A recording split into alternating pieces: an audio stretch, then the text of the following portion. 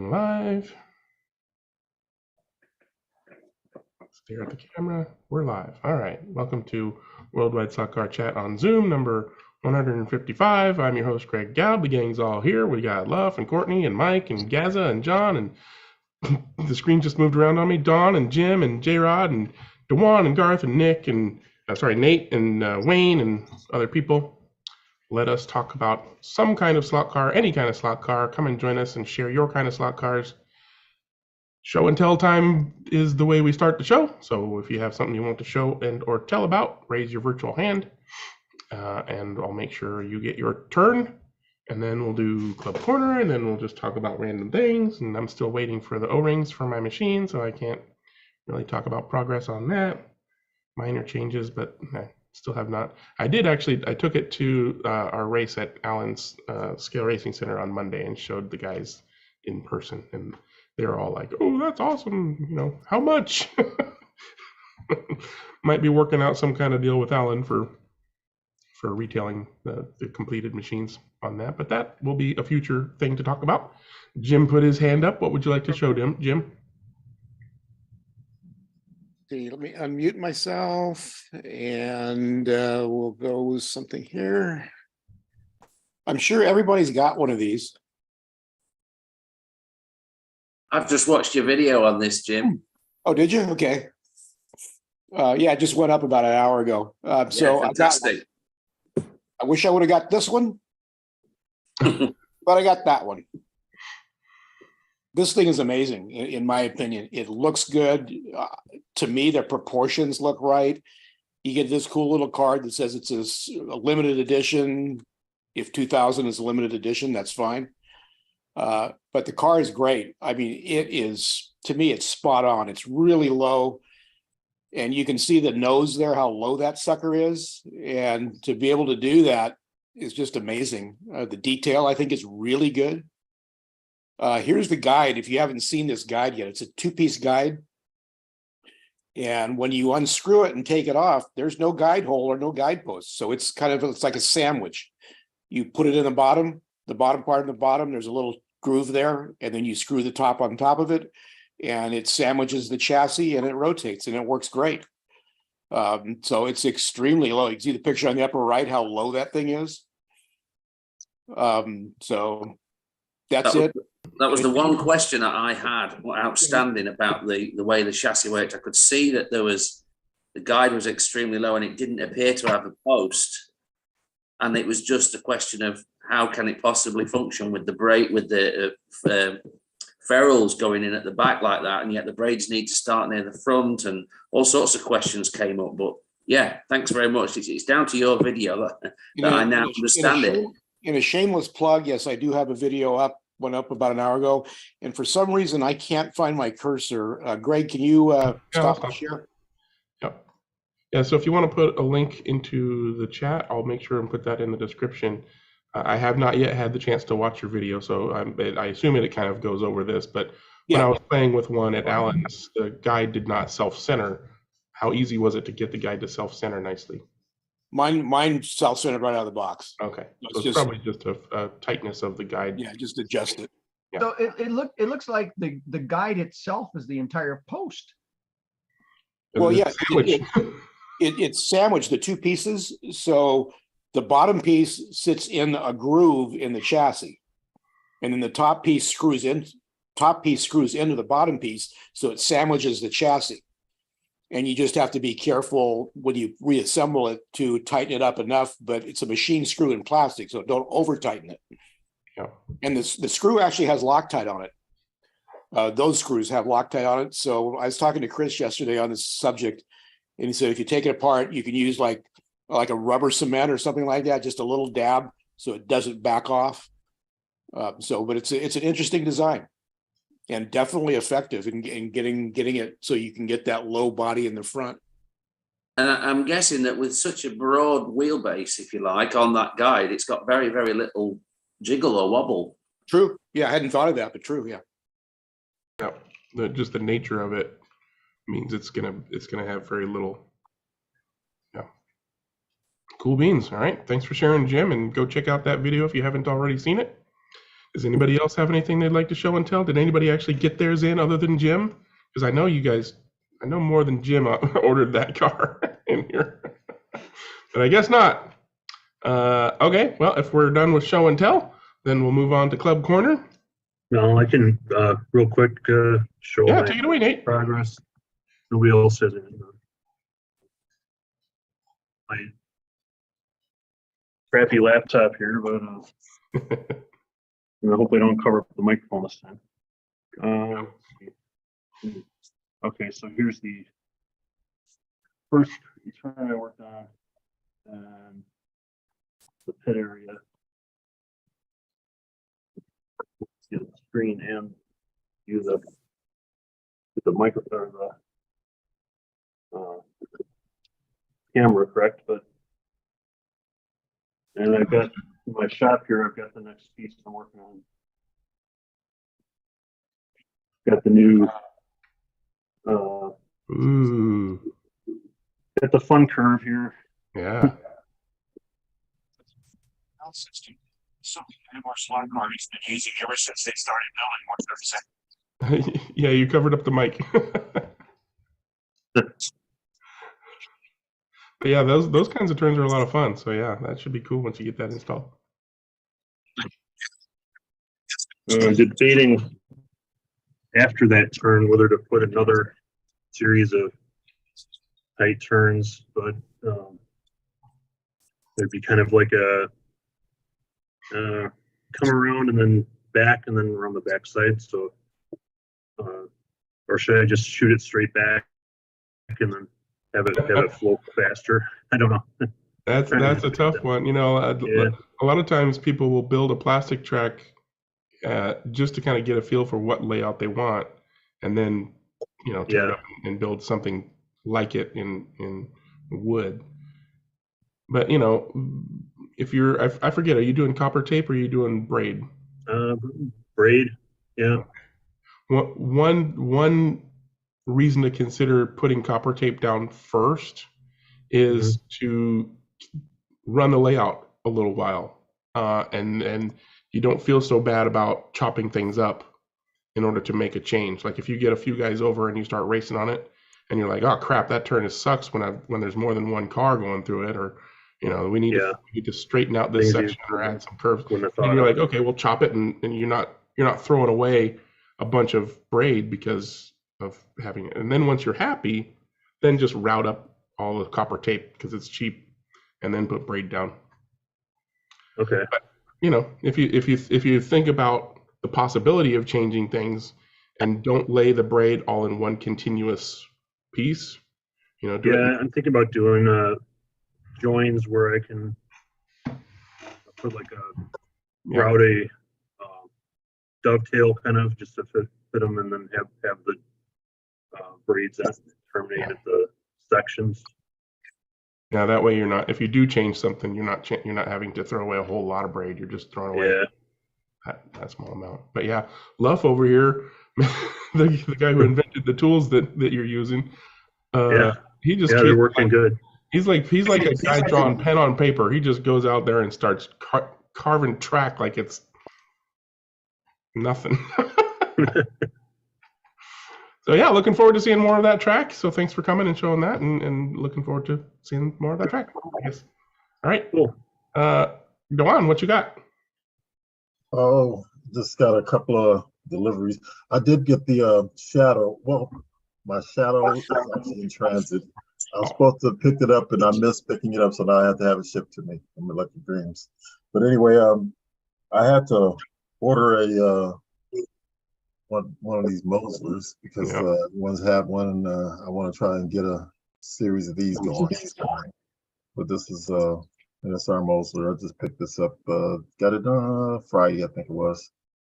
And then at the same time, I found for our club, we have Y Classics Le Mans series, and I found a nice little kit to put together a full-blown, you got to put, I just got it in Monday, but it's a GT DN40 with all the different components. That's the cockpit and chassis. You just got to put everything together. But it meets our requirements for a classic fly. It was really hard to find them. It's only 65 bucks. But so I was pretty excited about getting these and kind of fine tune them and get them going to do our little slot car club events. Where did you find it, Dewan? I've seen those on The guy YouTube. had about 20 of these. He had about 20 of them for sale. I don't know if they're still listed, but he had a good grip of them. Was that on eBay then? Yeah. Yeah. They're all kits. Yeah, he has another one for a GT40 from Daytona 1966. But we are slated to use official Le Mans cars, part of our routine. So, and this should still be out there. I think he had about 9 of them left. I think earlier this week. Present for Fly Classic. There it is. All right, thanks for showing that. And Luff put his hand up. What you got, Luff? I got some pictures of the debris if you want to see that. Yeah, tell everybody what happened, and then go ahead and show the pictures. We had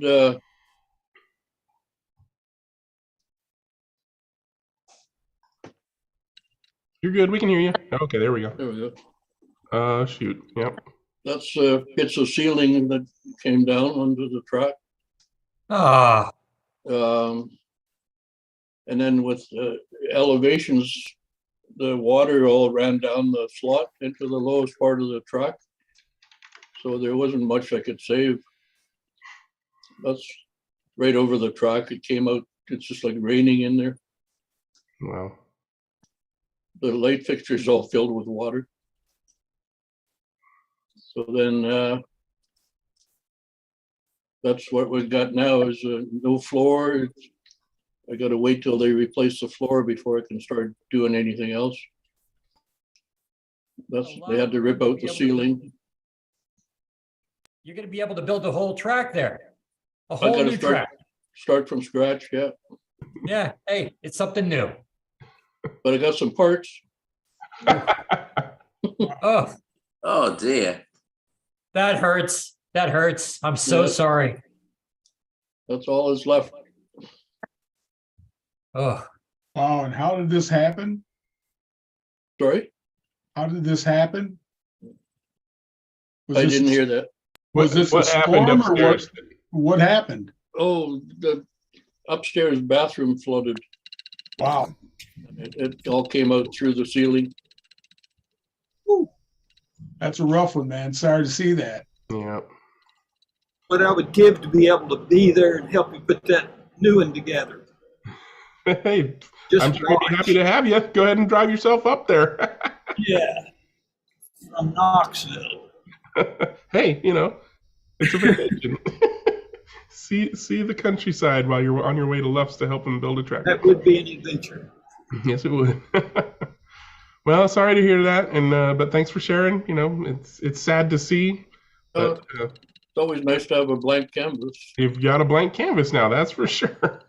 I'll put Did it you on go with and sabotage your own bathroom? No, Lux, you've got a few skills to work that out, I'm sure. Yeah, he's done one or two. Yeah, you've done a little bit of work like that. I think you're gonna be okay. I'll keep you posted.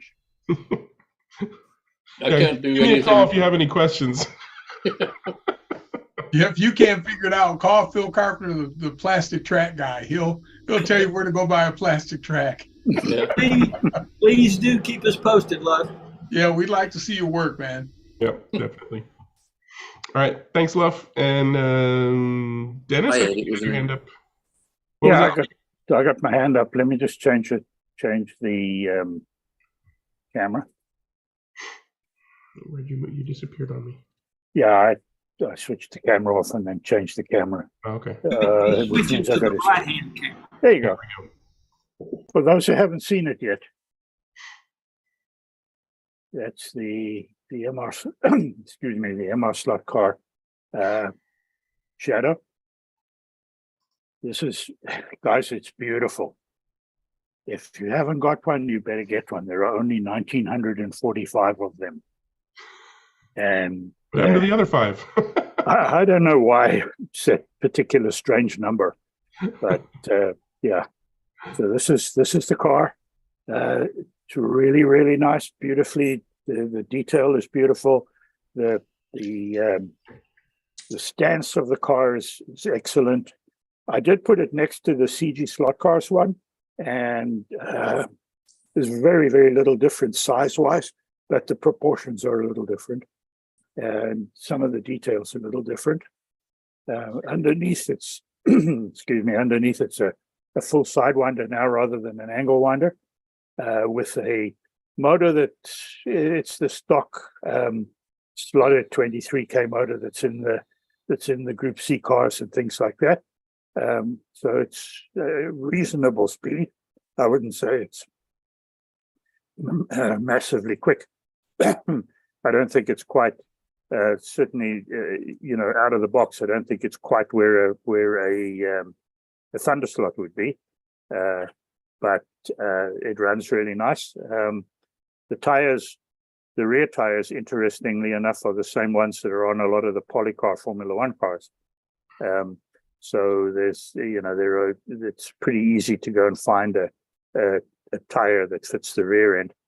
The front end of the car is, particularly the guide, is very interesting. I don't know if you guys seen it, because the guide itself has no post. There's a circular molding in the chassis, and then the whole guide just rotates in that circular molding. Yeah, Jim was showing off some pictures earlier. Circular edge. Okay. But the blade of the guide's nice and deep and long, so it actually works well. That's what Ernie's done. I think he's done an excellent job on it. Certainly, they flew out of the store. I think we shipped 200 in the first 3 days. Holy crap!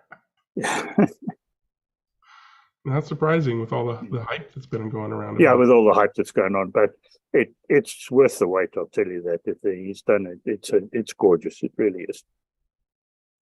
Basically, the Shadow everybody's been waiting for. Mm-hmm. Yep. Unfortunately, of course, there's really only 2 cars. Well, there's I think one more livery, because they did run the car again after the original Can-Am died and they went to the single-seater version. They did run a similar car, so there might be another livery or 2 coming, but effectively there's basically the number 1 and the number 101, and that's about it. But regardless of that, I think don't you just change the driver's helmet, and you've got another one? That's what I'm saying. There's a number 1 and a 101. Sorry. But that's where the 2 helmets go, because they didn't ever drive each other's cars. This one's the Fulmer car, and the number 101's the Jackie Oliver car. And I think pretty much all of the lettering and the livery, the placement of the decals and everything, apart from the number, is identical on the 2 cars. How many seasons did it run for? Just the one, 74? This particular car only ran the 1 season, because the year before they ran the DN2, which looked similar but had different details up at the front of the car. The top of the wheel arches, front wheel arches, were much more square. The nose was a little different, so on. So they only ran it the 1 season, because that was the shortened season anyway.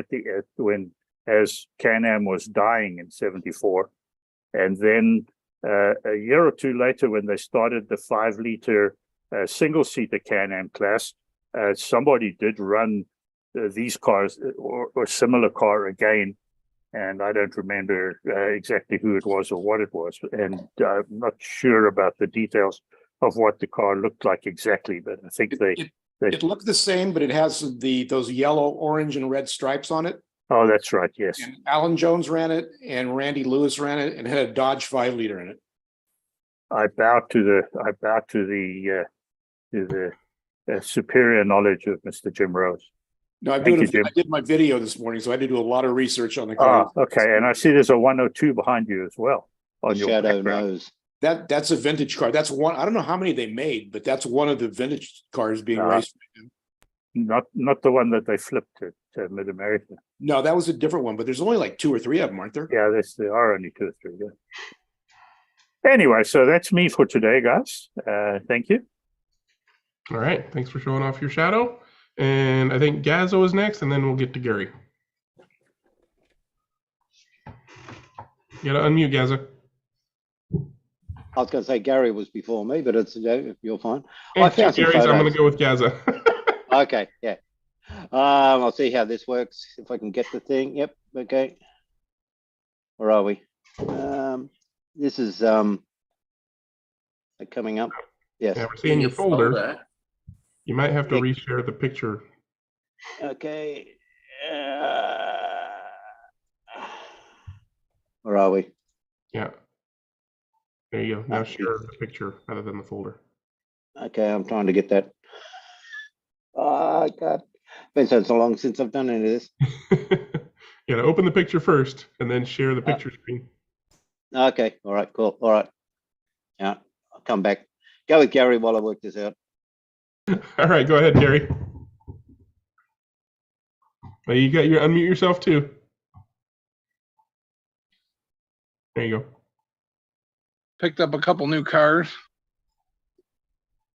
If we can see them on here. Oh, yeah, Carrera Ford GT.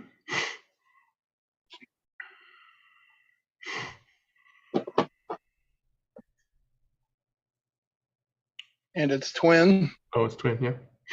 Those are such cool cars. There's no blue and yellow ones for me to buy. And my wife's new favorite car. McLaren? Lambo, yeah, there you go. Lambo. I like the color. Yeah, it's a good looking color. It's a nice bright green. Are those are you doing digital or are you doing analog? Digital. Cool beans. Do you got a picture of your track you want to share? Not yet. Still a work in progress. All right. No problem. Whenever you're ready. Have you been on before? I don't remember. Not picture wise. Do you want to, did you do an introduction last time? Nah, I don't think so. Do you want to? You don't have to. Sure. All right. So just tell us, when did Gary start with slot car racing, and what does Gary do now? Oh, geez.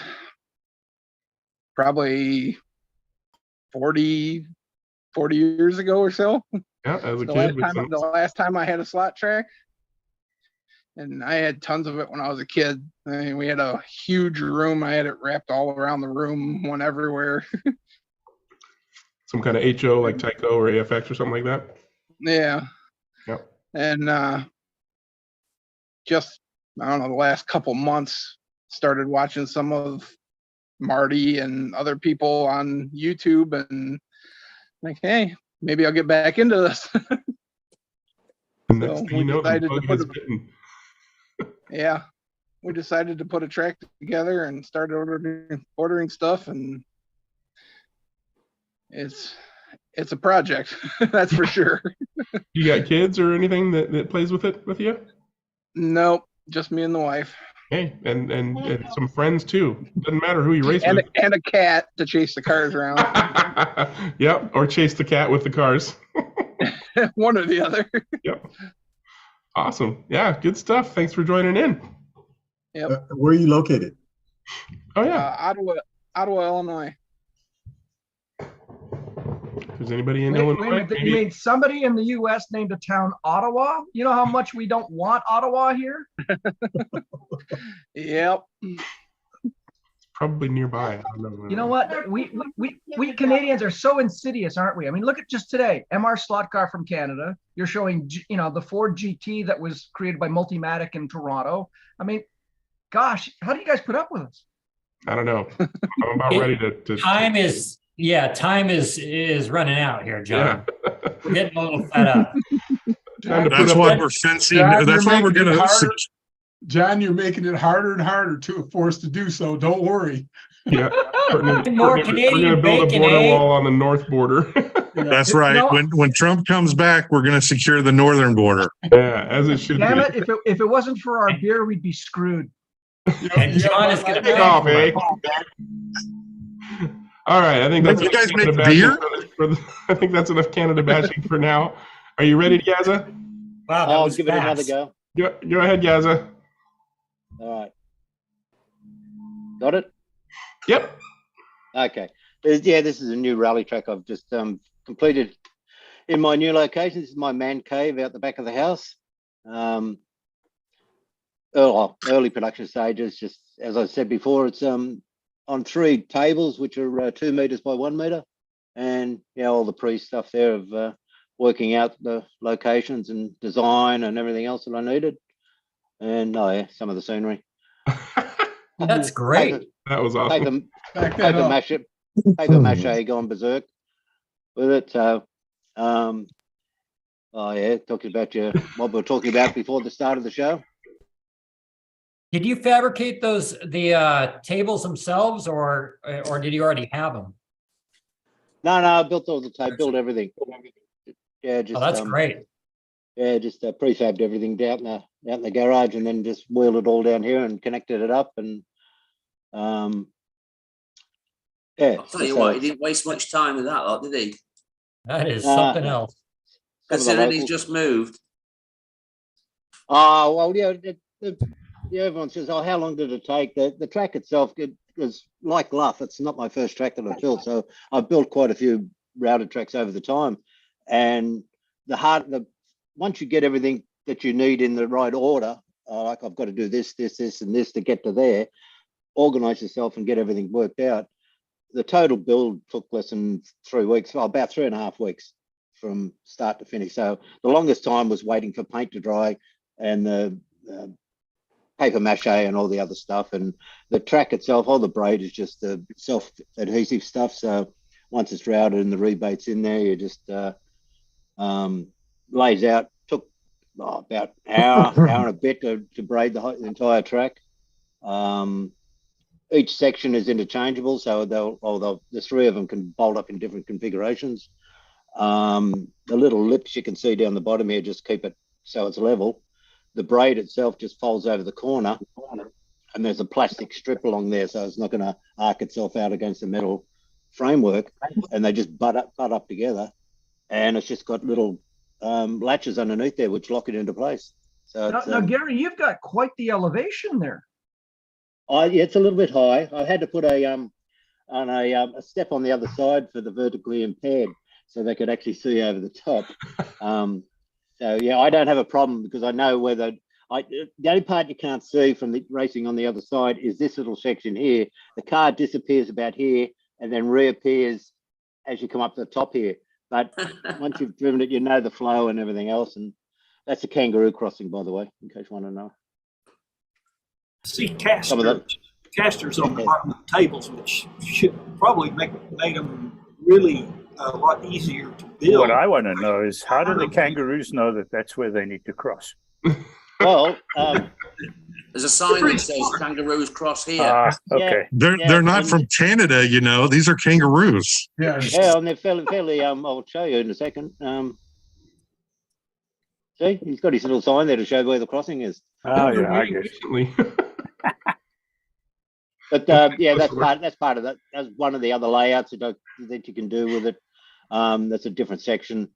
That little shelf part there unhooks and can go on the other side there. So you've got a return on it. So that end there is now bolted up to that existing section there, and all this section is twisted around to the right, and then that goes on the other side there to stop it. Wow. So yeah, it's just I made the same sort of thing ages ago with it, and that's very poignant. I think that bits of pieces of the scenery are just the funniest part of the whole thing. It's so good. It's lovely. Well, you could spend hours just wandering around looking at all the little details you put in there. I found these things down in the local hardware store. You guys have probably got the same over there, but they're a mop and a broom holder that have the little jaws that clip in. So you just push it in and locks it. Yep. They've got a rubber stopper on the inside that you just pull out, and all your different controllers just clip straight in. So they're off the floor, out of the way, and everything else. So nice and handy. So yeah, there's as I said, the painting and everything else takes the longest, letting it dry and then getting around. Yeah, that's a fairly high hill there. It's you get a good view from the top. Very cool. And it looks like, sorry to interrupt, Gary, but on that hill especially, it looks like there's a bit of an off camber as you go down. Oh yeah. There's nothing straight, flat or anything. Everything's got little kinks, and because it was all hand routed as well. So there's little bits and pieces here, but it's not overly rough sort of thing. You can get fairly smooth.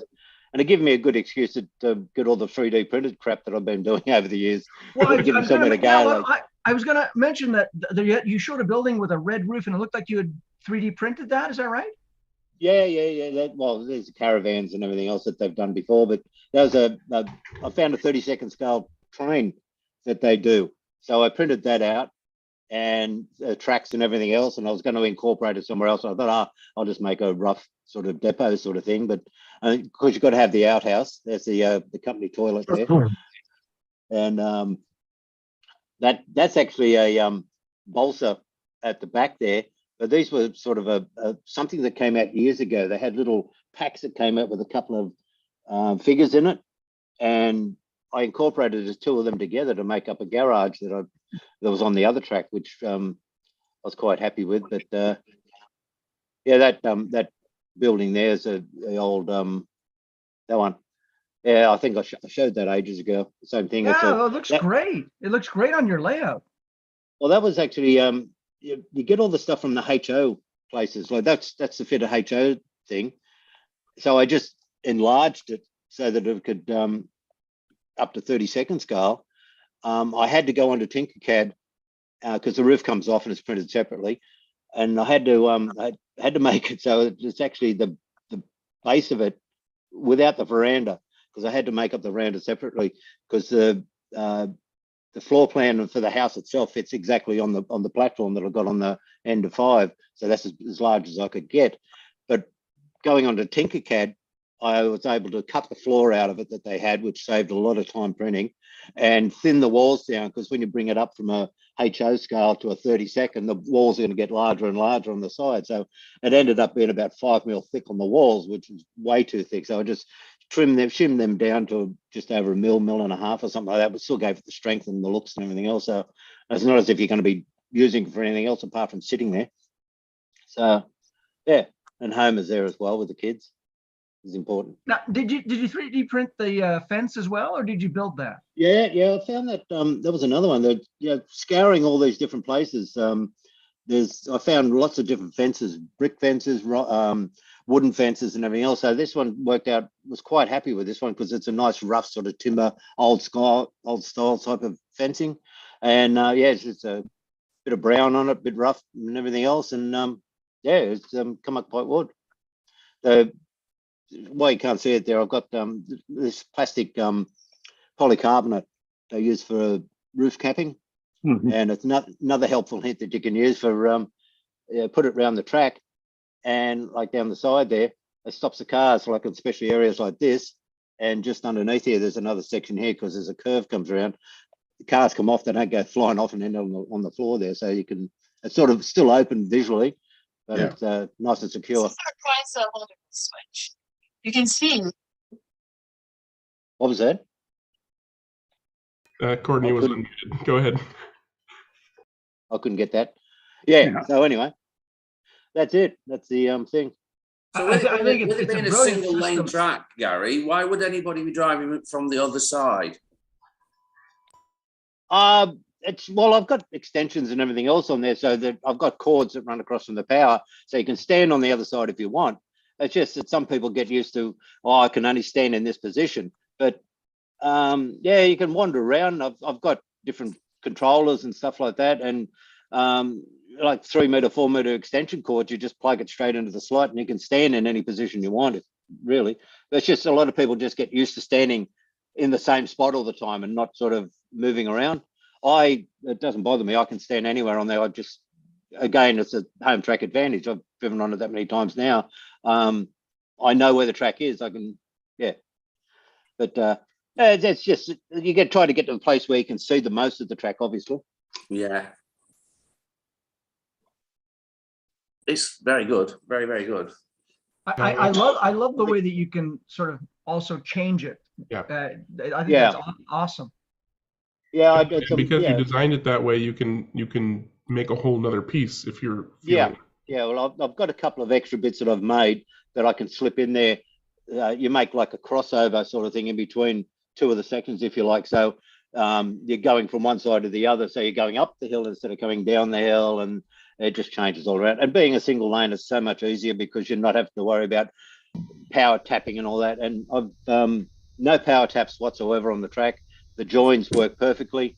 You just as I said, you just clamp it together, and at 10 volts, the cars are going absolutely ridiculous on it. So they're you don't really need anything any more than that on it.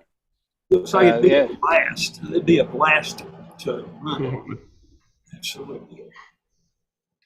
Awesome. Thank you very much for sharing that, Gary. Not a problem.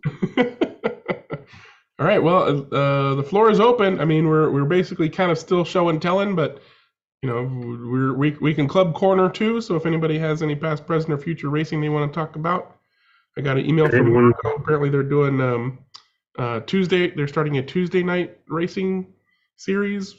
I forgot to remember what kind of car it was, but it was basically pretty straightforward. You're talking about the Electric Dreams? Yeah.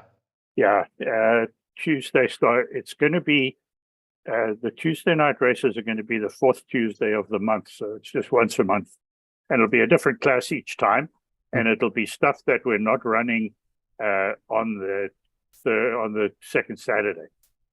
So this one coming up next Tuesday will be for slotted DTM cars. So that means the Alphas, the Opel, the two different Mercedes, and I think they put the Group 5 Nissan Skyline in there as well with that, because it's basically the same chassis. The R32 Skyline. But other than that, it's just all of those pretty basic rules, all slotted parts, that kind of thing. So yeah, that's coming along. Good deal for everybody down there. Question around garage doors. Does anybody have any suggestions on how to fabricate doors for the pit bays? I'm gonna need 10 of them for your for my track. Stock car track pit boxes, pit garages. I've seen a couple of different things on Carrera4fun.de, which is a cardboard or paperboard model site. There's a really clever paperboard based roll up door that looks real nice. You basically you can print it out on regular paper and then paste it to board, or what I did when I built one of their models was printed on sticky back paper, which is full sheet label paper, basically printed out on that, and then put that onto paperboard, which is like the back of a notebook, just 1/16 of an inch paperboard, and then cut it out and then assemble it so it was nice and strong, so it would do what I want. It wasn't weak like paper. I'm pretty sure I've seen 3D printed things. Yeah, I was kind of envisioning something with windows on it, but I don't know how difficult that would be to. What are you building the actual building out of? It's going to need to be 1/8 inch material, so probably a plywood or whatever would fit in the slot. Have you looked at Magnetic Racing and Racetrack Scenics and seen what kind of products they have on offer? No, because I already routed out the base for it, so I was just going to choose the material and then sure. make it pop together and throw it on there.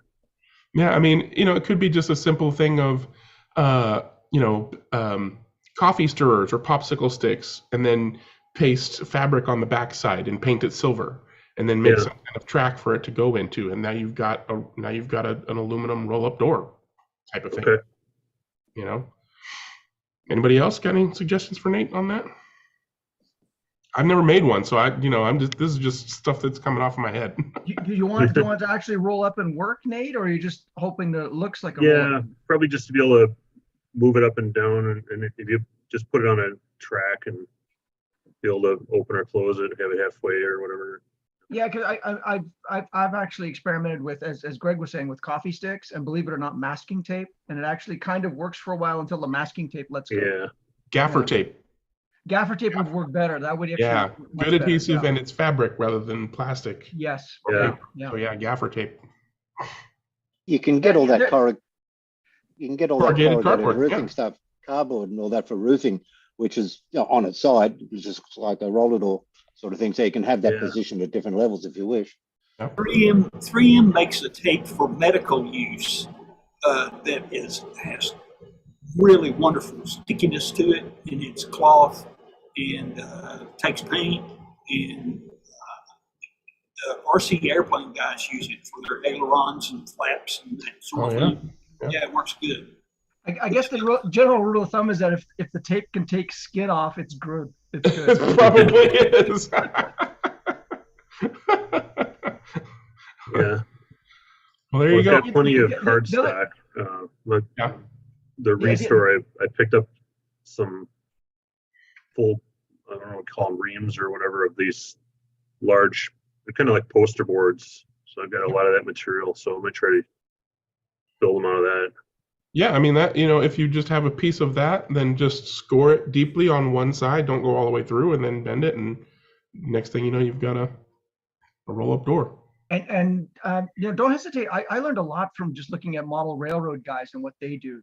They're really good with, they will spend nothing and create absolutely brilliant stuff. Or Frank Peter. Yeah. Frank Peter, well, yeah, we saw the thing. Oh my gosh, yeah, he does great stuff. Yeah. All right, well, looking forward to your garage doors. Could probably be the last thing I build, but okay. No worries. Yeah. Okay, Dwan, you got your hand up. Oh yeah, for Club Corner? Yeah, go ahead. Okay. We're freewheeling. Let's just do it. Go for it. Decided to make that drive from Vegas down to LA last weekend, and it was quite enjoyable. We have Far Out is expanding apparently. I mean, this was at Richard Rodriguez's house. It's a 3-lane routed track, about 40 feet long. Nice track. It was acquired from another club member, Chris Shikimoto, who made the track. We ended up with 23 racers. We had 2 events. Real Slot Group, Real Slot Group Group 2. That's the new alphas, right? Yeah, and then the GT1s. So we have both of those as the 2 breed of races. But my Real Slot, the Alpha, when I got it, the motor was not really secure. It was just really rotating quite a bit while I was driving it. This was about 2 weeks ago when I first bought it. And so we secured it down, but in the time that it was rotating, it has apparently kind of chewed up the spur gear on the angle winder. So I ended up getting a new spur gear, and I put it in like 5 minutes before the race. And it seemed to have made a major difference in the car. It was performing quite well, but I didn't get a good chance to practice with it. But nonetheless, let me see if I can get my screen share. This is the results. Yeah, and you can see I finished in not last again. Well, 3 away from not last. That's way not last. Good job. But that was my first car. That was our first race in the morning, and second race again was the GT1s, and I had the Viper, and I just got that too. It's probably about a month old, and that car was just exceptionally faster than almost every car that was on the track in the straights. So for some reason, it just seems so much faster than all the other cars. And so I kind of got a handle on that. And in the second race, in the first heat of the second race, I was, for the first time, leading that heat. I was lapping someone for the second time. And in the process of going around them, I guess, well, anyway, we ended up touching and my car came off hard. And they put it back on, and it was just trickling around the track. And then they told me to just go ahead and put on a loaner car, take that car off. We could swap cars. And they put the loaner car, and it was doing exactly the same thing. So for the first time, they very rarely do this for this club. They did a call, track call, and with only 16 seconds left. But anyway, and it turned out that the controller, I don't know, I must have, when I went off, I don't know if I guess I got extra strength on the controller or something, but I think the wiper blade kind of got twisted a little bit. But as soon as he did a little maintenance on the controller, I was able to bring the car back in. But I probably lost, I think I lost about 6 to 8 laps. Anyway, so here's the second race. Where's that? Where's my? Oh, there it is. Come on. Oops, no, wrong way. There it is. So you see, I got 24 laps. That first heat, I was easily on the pace for 32 laps, and so I finished second to last because of that. But yeah, I think I would have really been. I had a lot of confidence in that car, but unfortunately, I had that little incident, and that's part of racing. Yep. So, yeah. So.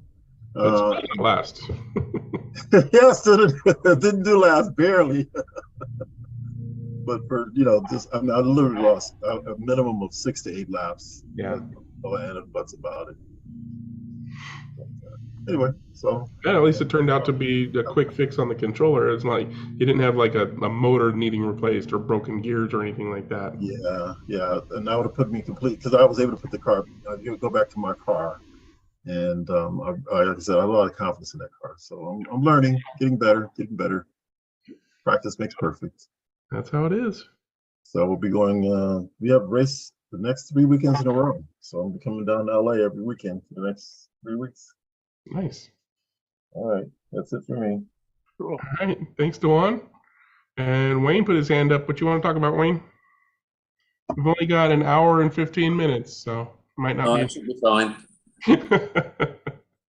I've got a friend of mine had one of those moments where he saw something and thought of me, and took some photographs to send over to me. As I said, look what I found, and I told him what I can tell him about them, but I can't. Oh shucks, where's the thing I want to share? Gotta be in here somewhere. Nice. I've got the pictures open, but the thing. Can you see those? Chassis. That looks like a Revell chassis to me. Almost. Well, that's what I wanted to. That's why I wanted to show. Yeah, it's a Revell leather chassis. Oh, it's a commercial product. Yeah. Okay. The Bendomatic. Yeah, aluminum. it's a commercial product that has been used a wee bit. That wasn't being used until it was up. Well, it's got no bolts and nuts to attach the front to the back, but we think it has a body shell. So I'll move on because I've got a few. Obviously, you're seeing yourselves, aren't you? Yeah, and those look like monogram 904 Porsche 904 inserts. Yeah. Sorry, Dennis, I didn't mean to step on you there. Sorry. No problem. No, you're doing exactly. Battle of the know-it-alls. No, I'm just trying to help. It was a show and ask. Crown gear is production, I presume, and the wheels are, except the inserts are not. Yeah, the wheels are correct, Revell, but the inserts are monogram. Monogram. So what kind of motor should it have? 16D, a gray one that runs off the end bell side. Yeah. And how is that attached? There are 2 little brackets missing that go one on each side of the motor, and then and then are screwed into the side rails of the frame along. And did it have a single production body shell, or did this go under a lot of different cars? A lot of different cars. A lot of different, yeah. The Corvette, the Ferrari GTO. Corvettes, Ferrari GTOs, the Mercedes SLR, the Aston Were Martin. those used in set? Aston Martin, the D-Type Jag, the Cobra. Yeah. It was an E-Type Jag, wasn't it? E-Type, I mean, yeah, not D-Type. That's okay. Listen, between you and me, we'll get this right. Don't worry. We'll work it out. Dewan's the Revell guy. Right. Yeah, that's true.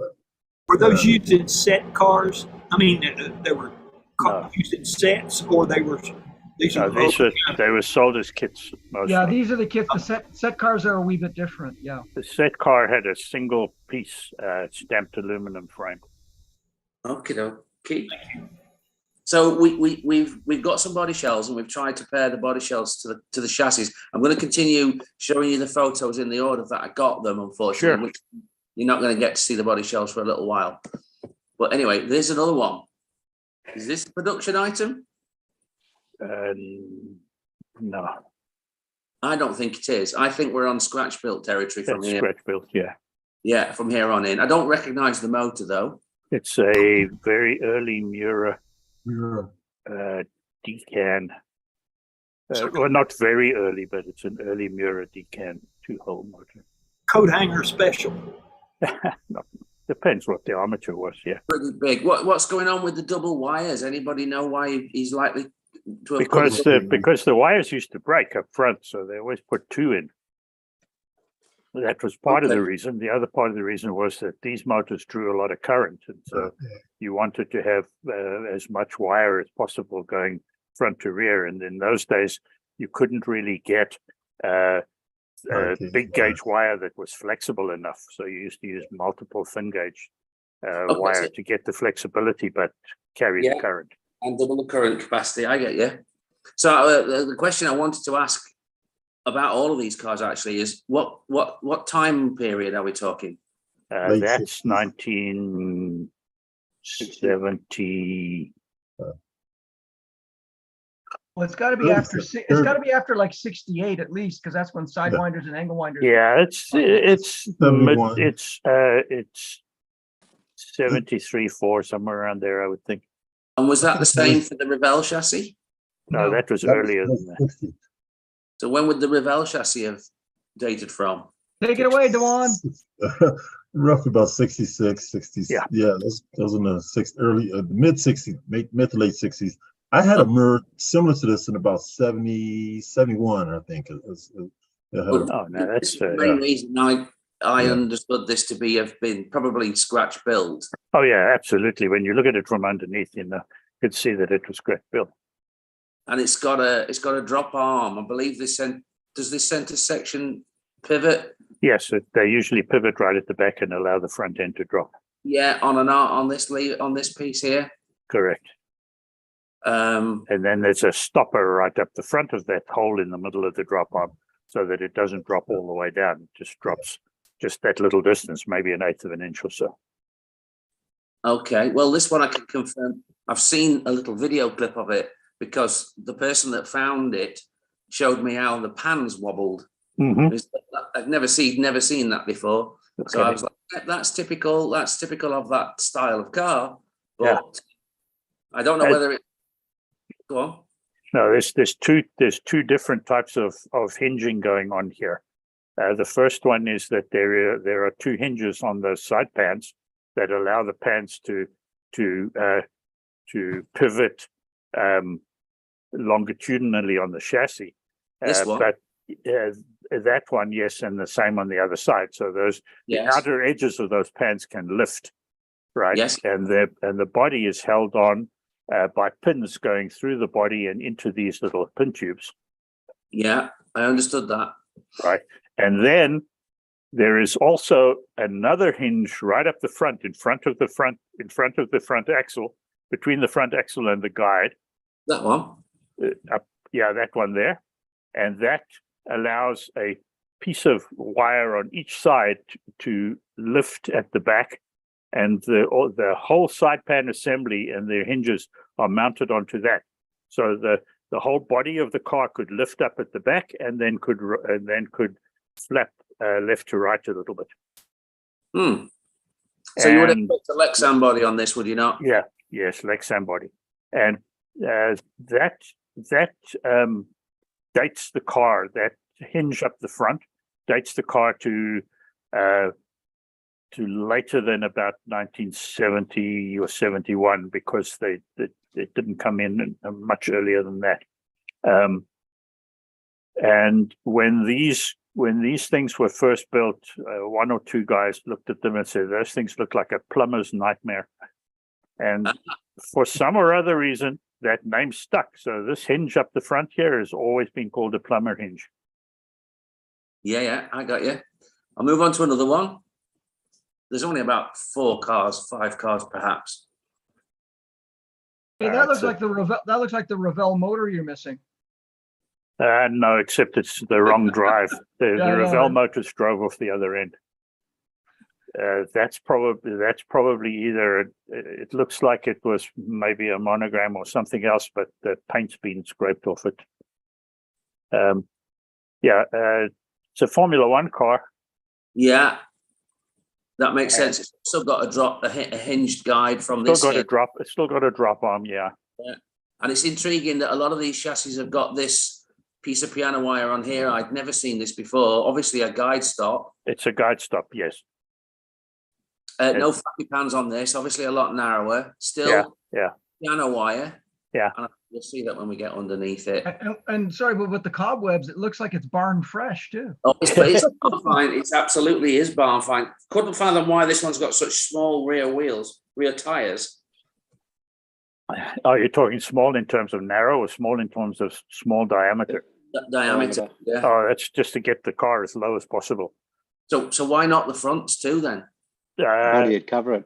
Because at the front you can adjust the height of it without having to worry about the meshing of the gears. At the back end, you're going to want to have the axle, or in those days, the axle was always on the same center line as the motor. Yeah. So the only way to change the rear ride height is to change the diameter of the wheel. Yeah, I got you. Plus, these are probably worn down as well. Those gears were interesting too. Those are 72 pitch tailor-made gears. They were machined gears that were made in the UK. Oh, okay. Very nice. Very, very nice gears. Super smooth. I did actually notice how tiny the teeth were on the pinion and how small diameter it was. It's 72 diametric pitch DP, 72 DP gear, and they were beautiful gears. It's like watchmaker stuff. That. Gosh, okay. But it's used a Revell, I think, by the looks of it, either a Revell or something like that rear bracket, and they've held the motor in. Oh, this is a different car, but they've held the motor in with a big circlip around, just the same as Monogram used to do in their kit cars. A big circlip to hold the motor in. I've got you. Of course, it's not soldered here or here, so no. It would have just been clipped in, and then hopefully the clip was tight enough that the motor didn't rotate in. Yeah. Okay. That particular motor still looks like it's in pretty decent shape. Yes, it does. It does.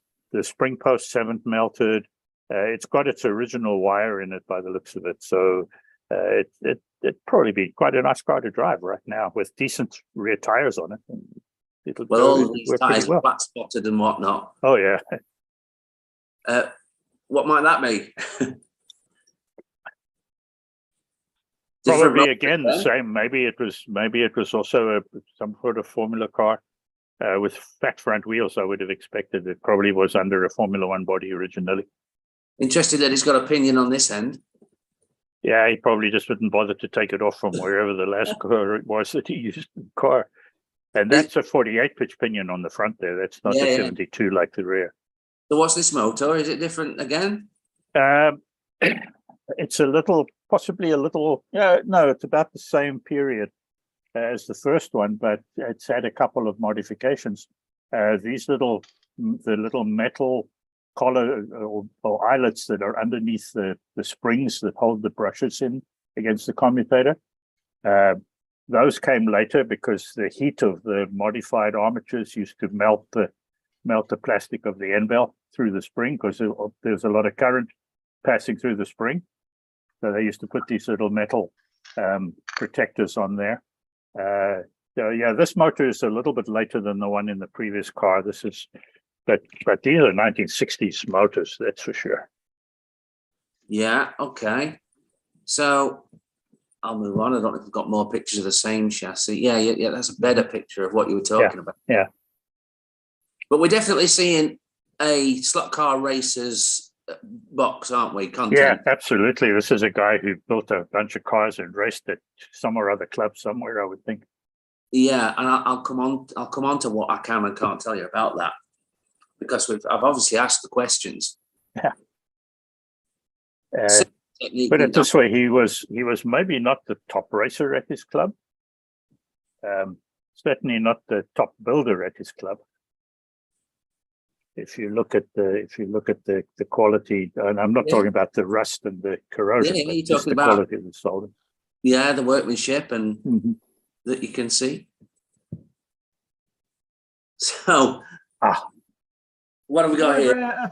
It's a monogram Ferrari, yay! Well, the body is a monogram Ferrari, and the front suspension is monogram Ferrari, and the wheels at the front look correct. The rear wheels are front wheels, which shouldn't be on the rear, and it's missing all the back end. Yeah, that's Revell wheels at the back. The front wheels and the inserts at the front are correct for that car. So we're thread-on wheels, are we here? Yeah. Yeah. And all of the early cars had 540 thread axles. And this is the only one that's on rubber tires. Oh, they'll true up nicely. They'll be fine. yeah. And those little holes in the tire, that'll buff out, right, John? They could buff that out. Yeah. We could dip them in something to make them expand. No, it's not worth it. You can find Ortman replacement tires for that car. The chassis is in nice shape. Yeah, that's a monogram chassis. Yeah. The front and rear suspension pieces are original. It needs wider wheels at the back and a little bit of work on top, but that's not a bad little car. So how do you get the body shot off of this one? It looks one like screw, that one big screw that's that's just behind the front axle, not that one, the one behind it. Oh, there? That big one? Yeah. Take that out, and then you have to pop out the rear suspension trailing arms out of the holes in the body. And that's what I wondered about. Yeah, that's what stopped. And then just pick the body off. Yeah, it's a nylon molding, so they should still be reasonably flexible. Yeah, the only thing is, soon as you start flexing them, the chroming will come right off. Chrome might come off, yeah. Oh, yeah. But it doesn't need to be flexed very far. They only pop out about 1/16 of an inch, and then you. Dennis, that looks like an original monogram gear there as well, isn't it? Yes, it's the original monogram cast gear. Wow, it's amazing that it's actually still in good shape because those used to perish quite often, didn't they? Well, I think that perish as in die. Yeah. Yeah. So here's what we've got for body shells. So XJ6 Jaguar. That's what I decided it would be. It's a Jaguar. It's a Jaguar XJ6. Yep. And it becomes clear that this guy's clearly number 17 at his club, because number 17 keeps reappearing on his car. Now, this one we couldn't identify because we're not from the right nation. That's a Buick. That's a Buick Riviera. Riviera, yeah. Yep. Okay. Yeah, I'll take that. And there's a Formula body shell. That's a Lotus 63 four-wheel drive. Yeah. And these are all VAC forms too. Yes, they would be. They'll be, if they're British ones, they'll be GT models or tailor-made or one of those. Mm-hmm. Or Other beta. one? Is this Oh, the that Lotus? looks like a Lotus 7. The Lotus 7, yeah. Yeah, I thought it was. That's what I claimed it might be. It's the big fenders. And then this is. Oh, that looks like a Revell Ferrari GTO. Yeah, if it's a hard body, it was originally a GTO, yes. Yeah. It's now a kind of a GTO with air conditioning, right? It's well or a Target top, yeah. Yeah, that is well used, isn't it? Yeah, but And that's the Revell GTO body. Yeah. That would have been on that ladder chassis that you saw. I'll come to that in just a moment, because I have actually I have had the guy lay them up with what I think are the correct chassis. You can tell me if that's wrong in a moment when I show you that picture. But this really intrigued me, because I'm familiar with reading this magazine from the 80s, 90s, but this predates that by a long way, doesn't it? Well, the last edition of the original Model Cars magazine, where the last one was printed in, I think, April of 1972. And so anything that you might have read as Model Cars after that is a new incarnation of the original magazine. So I'm not going to show you every page, but I have got every page. But I really like the. Thank you. I really like the idea of the advertisements and the price. Oh, yeah. There were 3 of those books, as I recall. That's correct. It does say, I think, part 1 of 3. Well, book 1. Where's it set? Look, there's a date for it. Look. Yeah, there was a fellow by the name of Dan Glimney, a Swedish guy who wrote them. And I'm going to skip to something that's there you go. That's the back pages. Yeah. From Emil Hempstead, Hertfordshire. Yep. And did you mention? Oh, these are all the brands, aren't they? Yeah. That's Tottenham Model Raceways. Yeah. Raceways. Yep, I've been there. We did talk about a track that Tottenham before and a club that was. Tottenham Model Raceways used to have an American Blue King in there, in the store. Yeah. I remember being there. This one, I think. Would we say that this is the right order? I would swap the Lotus 7 and the Ferrari GTO bodies over, because the GTO, that number 30 body, would be the one that came off of that aluminum or aluminium Revell chassis. I got you. And then maybe the Lotus 7 was on the other chassis. Certainly the 2 saloon car bodies, the Jag and the Buick, would have fitted on this other one if the wheelbases match. And then that definitely. And I think you've got the Lotus number 17 in the middle. I think you've got that right. And it would make sense to have the wide wheels at the front, because of the fact that the original car was 4-wheel drive. And you could see the other gear on the front of the motor. Maybe there was an intention to have a 4-wheel drive car. Maybe. So have we got? Is there anything here of any significant value? To a general collector, probably not. To somebody who's looking to play with stuff and restore stuff, and maybe run them in the British what do they call it? The classic car series, vintage and classics, or something like that. The whole bunch of those guys running. You'll find them on Slot Forum, I'm sure. So this was found today, and it was found on the mezzanine of an industrial unit. And when they were brought downstairs and shown in a clear out process that my friend's undertaking, and when they were brought down and shown to the previous tenant owner of the unit, he said, yes, they belonged to my father-in-law. Now, the chap that we're talking to is probably in his late 50s, early 60s. And if they belong to his father-in-law, well, that puts him, if he's still alive, he'd be in his 90s, wouldn't he? So, 80s to 90s, yeah. Yeah, that's the basis upon which I said they must have been raced, judging by I know the motors predate anything that I ever saw in the early 70s when I was first playing with slot cars. And I knew that you guys would be able to fill me in, and you've said late 60s, early 70s. So I think we've pretty well punched it right there. Mm-hmm. But yeah, they were obvious, and I said they were obviously a racer's kit box content. Yeah. Well, for example, if you think about it, that Lotus in the middle, the full-size car didn't run until 1969, right? Yeah. So therefore, the body must have been made after that, and the car, if it was made for that body, would have been made after that. Yeah. Okay. Yeah. I couldn't recognize it. You see, I just knew it was an old Formula car from about that period. So yeah, that's the story. The story is we don't know exactly who they belong to, whether or not the guy's still around. We think they must have been built to run on wood tracks. Yes. Based on the area, the geographical location of where they've been found, we have no knowledge of a wood track in that area or ever having been a wood track in that area.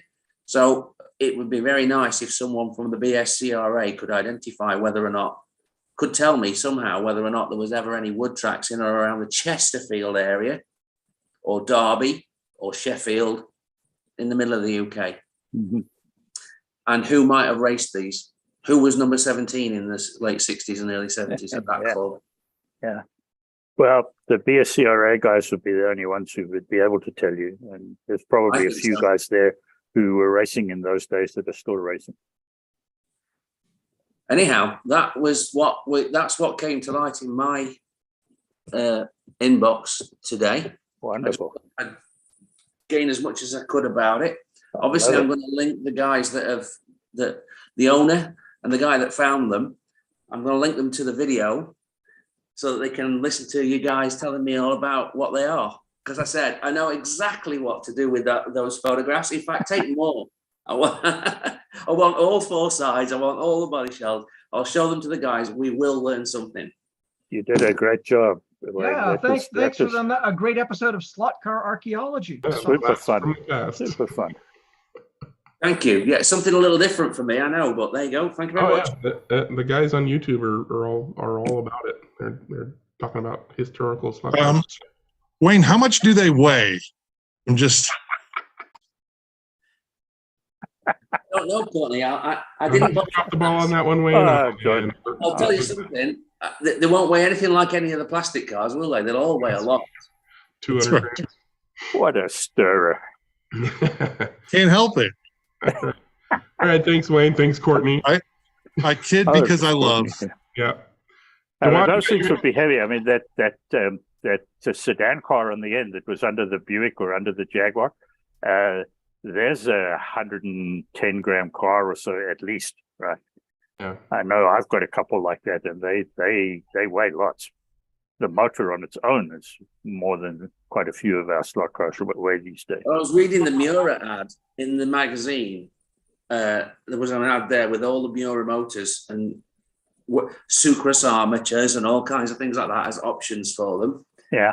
It said in there that they were 28 grams. Just the motor. Yeah. Oh yeah. Yeah, there's a big lump of steel and magnet, that's for sure. Anyhow, that's me. I'll hand over now. All right, thanks, Wayne. Dwayne, you've got your hand up. Did you forget to put it down from earlier? Or?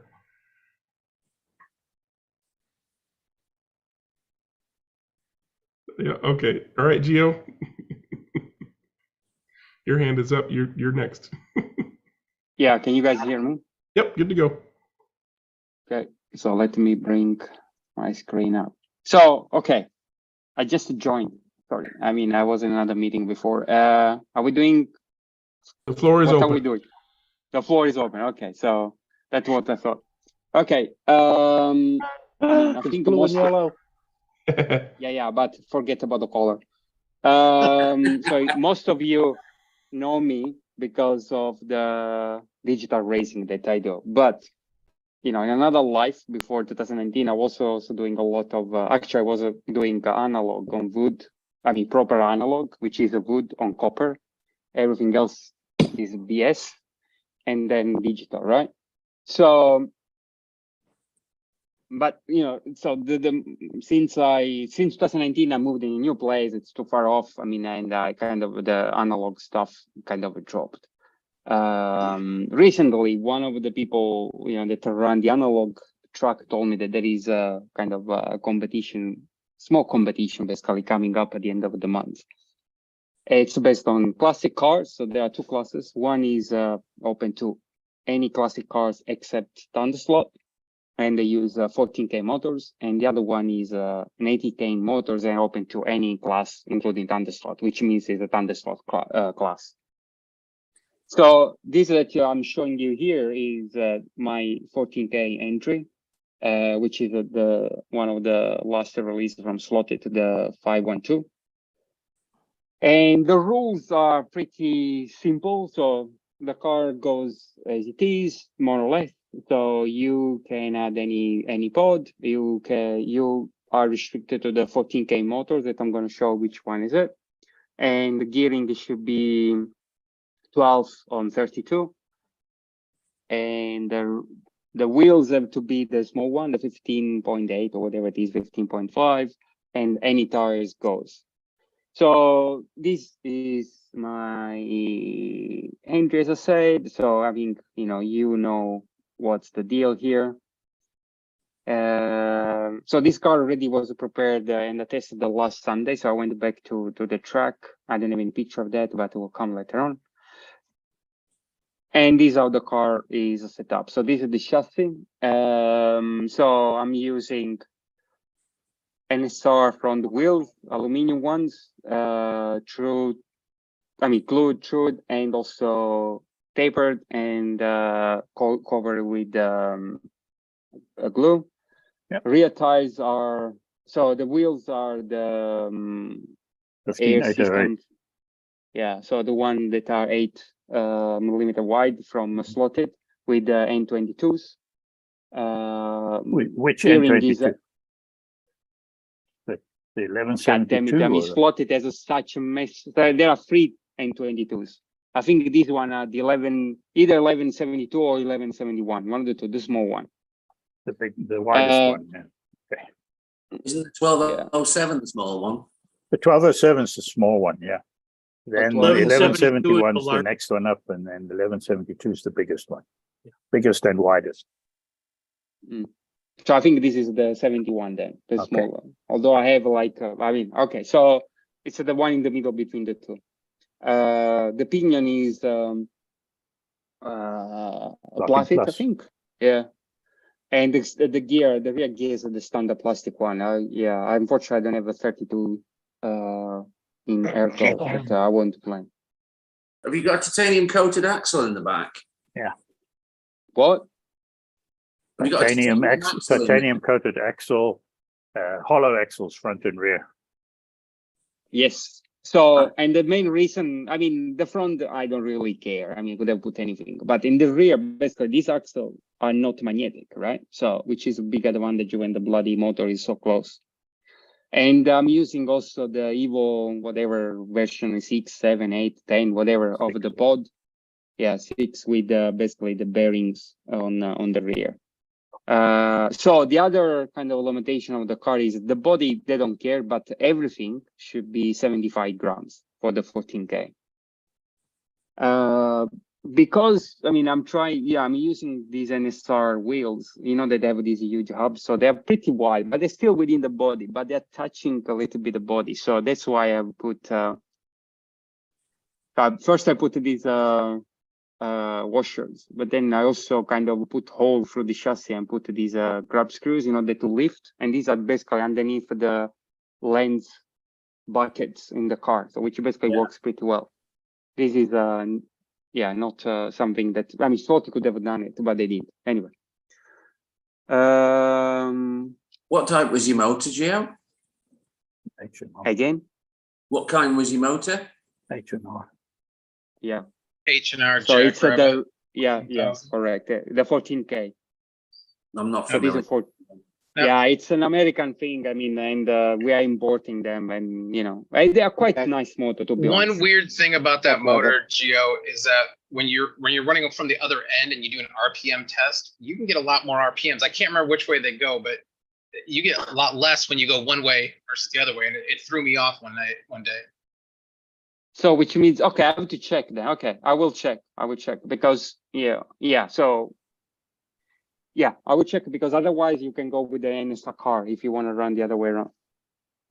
Yeah, that because would be as far as I know, MRSLOTCAR is the only one that is using the motor pod the other way. Yeah. But to be honest, for what I heard, I think, well, I don't know. I have to check. Thanks for that. I know that some motors are not balanced, so one way of turning is a bit more power than the other one. Yeah. Anyway, the so timing on the commutator. I have another question about your axle, particularly your rear hollow hack. What brand of axles have you gone for? Man, these are Slotting Plus. I mean, we know, let's call it the Pendle has thousands of those. Okay. I'm surprised that you don't. I used one recently that was an Avant slot, similar hollow titanium. Don't buy any Spanish kind of. I mean, other brand that's Slotting Plus because, they can be messy. So. These one actually are, very nice. I mean, and I think, they say 238.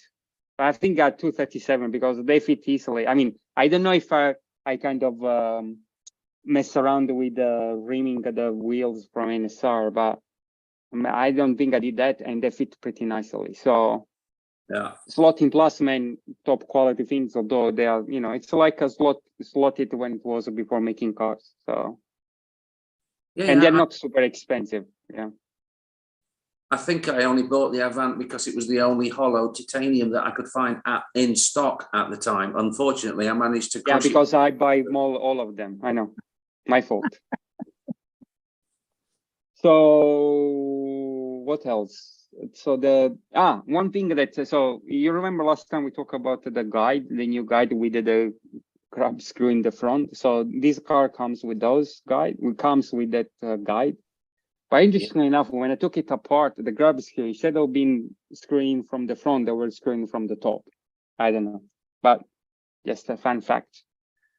So you can see that I changed. So now they are in the front, and I'm using also I don't like them, the highlights, but I squeeze them, and so they fit in pretty easily, and then the grab screw to just grab properly, so which is nice. Are you aware that there was a problem with the early ones of those guides? Yeah, that's cracking. They were smashing. I think all of them will crack anyways if you go too hard. So yeah. Did you say you? So far, did you flatten the eyelets? Is that what you said? You actually compress the eyelets so that they're flat rather than round? Yeah. Okay. Yeah.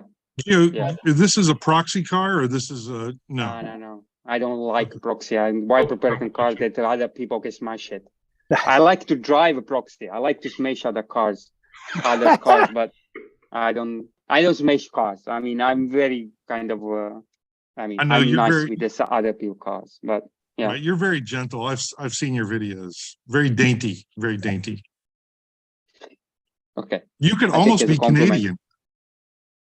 That's a pretty good job you've done on those rear tires. Be anything you want to. Wait. Yeah. And the right amount of money. All right. Let Gio talk. Okay, so I don't know if it is very effective, to be honest with you, but I went for the electric tape kind of suspension thing. I'm not 100% sold yet, but it's what it is. Test and try. Yeah, I know, but I don't have a wooden truck in my place. So I mean, I'm going this Saturday again, and I'm gonna check. Well, on the wheels. Oh yeah, look at that. On the bright side, Gio, when you put tape like that, it looks like you've been, you've got the blessing, which is good. That'll get you around the track. Yeah. Or I'm from England. I don't know. I mean, just sorry. I mean, anyway. So last week, I think was it? Yeah, that I asked why. I mean, I'm starting using the Hardy. So for almost 9 years, I think I've been using. I mean, I started in 2014 slot cars. And I think after 6 months, I bought the Razor thanks to, excellent review from Greg. I've been using that. No. I mean, I love that thing. I mean, I've been using for 9 years, and I use also for my analog racing, right? So, and I'm beast, so I'm not that dandy when it goes to trim my tires on that thing. I really go hard, but I like the N22s or most of the NSA tires. I mean, you can go 8 volts, 9 volts. They don't care. You just cut them through, and they come pretty okay. I mean, even for my analog racing, right, where it's much more. You have to be much more precise. So, but recently I got a hoodie, and I tried for the to use that on the F22s. I mean, cut everything, but I was not really that happy because it was so messy. But after last week, I mean, I didn't hear him talking about it, but I had to go and watch the video because my audio basically got messed up. But then he basically was explaining that you have to kind of use files and whatever in order to make it them smooth. So these are N22s that I cut super slow, half an hour each with the hoodie. And then using those files, basically I kind of buffed them and then with the rug, with the fuel light to make super smooth. So it looks very good. Yeah, but these are, I mean, I can do this also with the razor. Okay, so I mean, I don't want to say that these you can only do with the hoodie, but I'm trying to learn. I mean, N22s are pretty nice to anyway. I try to learn also when I'm doing like the G25s or the A25s, which are a bit more mess. So if you looking at this picture, so this looks super nice, right? I mean, and this is actually after the test last Sunday. But this one, you see some mess here. And this actually was the track. So it has so much grip, especially in some of the corners, that kind of ruined up a bit the tire. I mean, but anyway, yeah, so I kind of cleaned them and whatnot, but still there. But anyway, but what, so I went back after what it is, like 4 years now. And, the first lap were really messy. I mean, I knew what the track or what was the rhythm of the track, but my hand was not coping with it. And then after almost 1 hour, I was on top of it. But it was nice because I managed, I brought some cars that I'd tuned before in the previous class. And I used tires that I had prepared basically 4 or 5 years ago. So that I finished the race, what I do normally is clean them with the rug and the light spirit, then put NSA oil on it, and then store in a system of small containers. And they'd be sitting there for 4 years, 5 years. And I took them on other cars, not these ones, on other cars, and man, they're still performing. I was surprised, but in a positive way, very nice. Now, as I said, the rule for this car says 75 grams. So I'm already now to lower. I mean, out to low because it's a 300 gram less than what it should be. But I mean, this can be easily done or is solved. And the body itself is 15.5 grams. They don't say anything about what the minimum requirement for body. So this Saturday, I think what I'm gonna do is I'm gonna take my Dremel. I'm gonna lighten up this body, and then also create my own lightweight interiors I think for the main interiors, the dashboard. I think also for this plastic bit here, and I want to bring this below 10 grams, and then moving these 5.5 grams as weight into the chassis. So I want to see what's gonna happen. So when I didn't take any picture, apology for that, when I tested this car in these settings last Sunday. But as it is, I think was doing 4.3, and the top driver in this class, I think it can do a 4.1. So there is a lot of improvement there. But as average, I think most of the people are doing 4.2, 4.3. So, I mean, I'm not going there for winning. I just want to go there for having a bit of analog fun. But I also having this a bit of challenge to prepare, because for digital, I mean, especially when I race here, I don't find it challenging, to prepare cars more or less. I mean, I managed to clog them together and they perform, but analog is a different story. I think you have to be precise in everything. So anyway, it's just an extra challenge. And with these guys, so this is a work in progress. So watch this space. Maybe next week I'm gonna give a bit more updates on this. And I'm I'm curious done. how you manage the lightening the chest, lightening the body, and moving that weight to the. I thought the 75 grams was the maximum, not the minimum. Is there? No, it's the minimum. No, you can put as much light as you want. Wow. Yeah, so this is where, yeah. And there is another class because this is the 14K. So the other class is the 18K. So which I'm gonna prepare also in a few. And that one, for instance, you know, you can use 3 different type of motors. So the Jackrabbit 18K, and Pioneer, and another Predator, I think. So I don't know. So again, this is basically analog on copper tape, so which no magnetic interaction, interference, or whatever. So. And have you got that thing running on its front wheels, or have you got those lifted marginally? On wood, you want the wheel to touch. Yeah, that's if you're not, if you don't do that, then your car is all over the place. And I personally like that also on Carrera and on Scalatrix as well. Don't do, the only place where you don't want to do that is on Ningo, because if your wheels on Ningo are touching, your car is all over the place again because they are too bouncy. Yeah, I just wondered. I mean, that's the way I put my cars for the wood track that's near to me when I go. Yeah, and it's really, you know, having those, you know, tapering the front wheels, you know, that only the edge is touching, covering with glue is key for a good, faster running car. Yeah. One question that I have for people, I mean, oh, can I share again the screen, Greg? Yeah, go ahead. So, yeah, I don't know if it's really visible, but no, it's not. But so what is, ah, man, I hate. Just a second.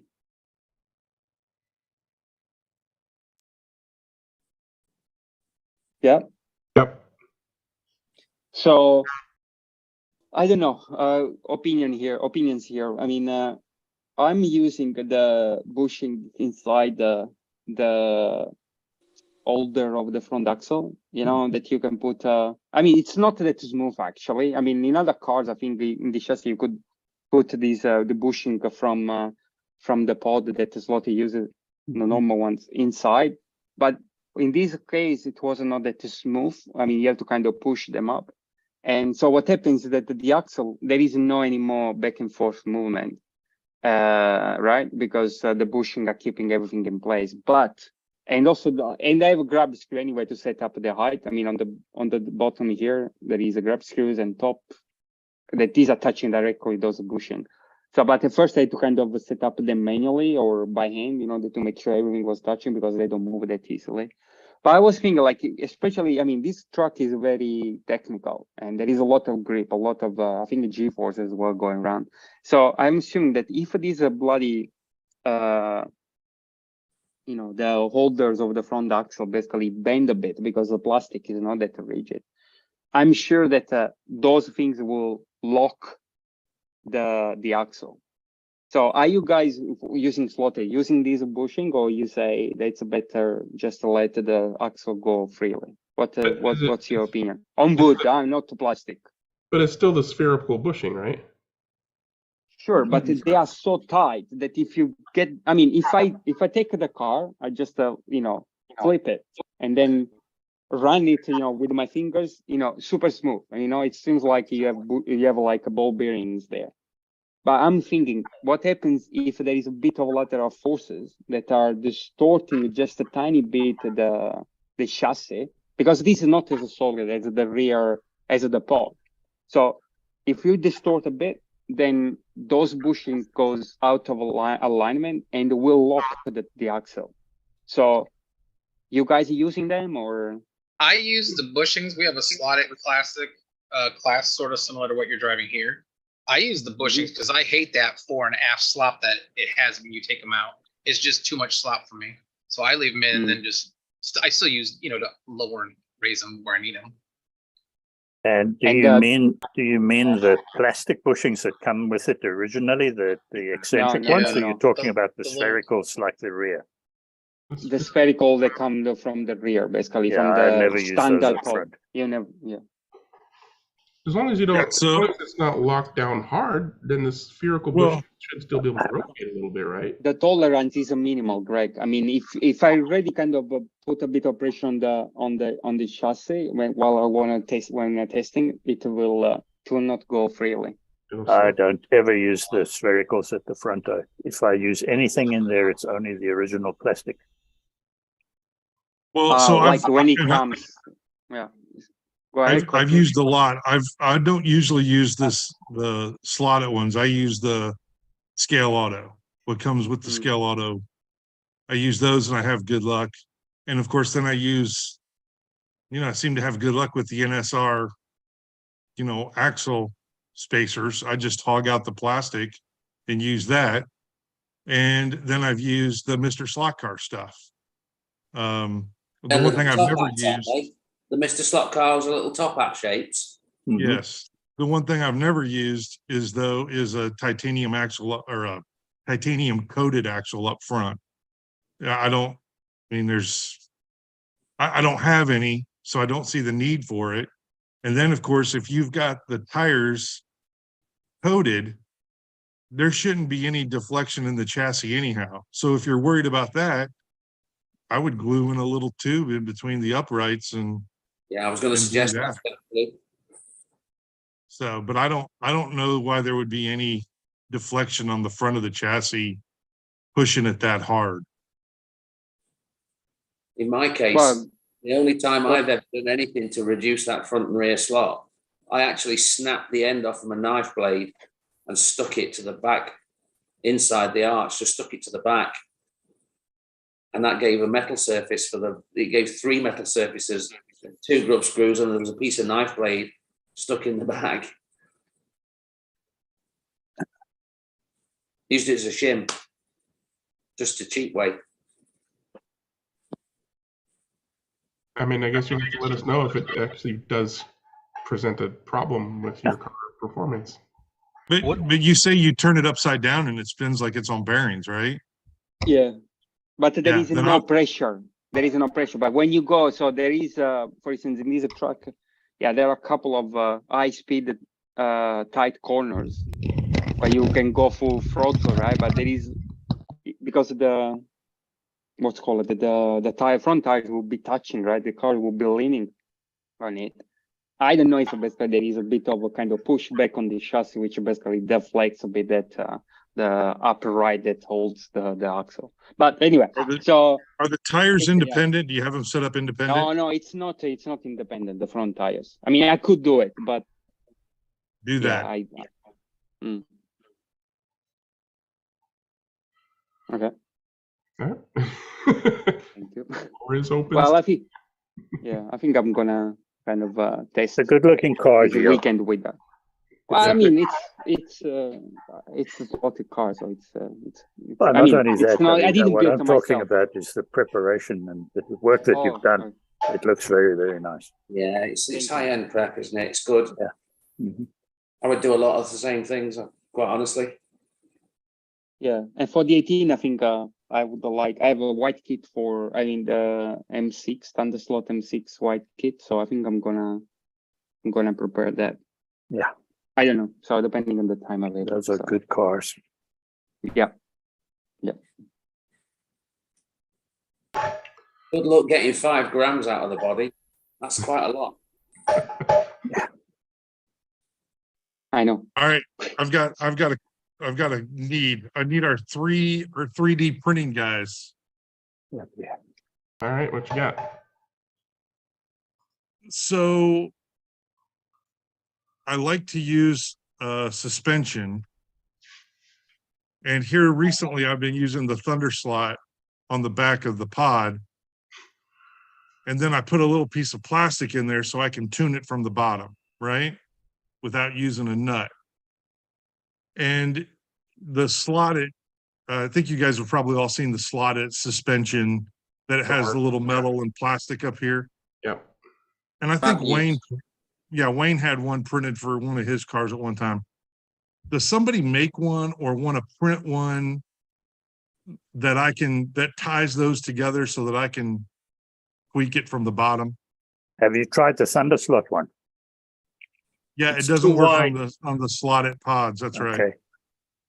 All right.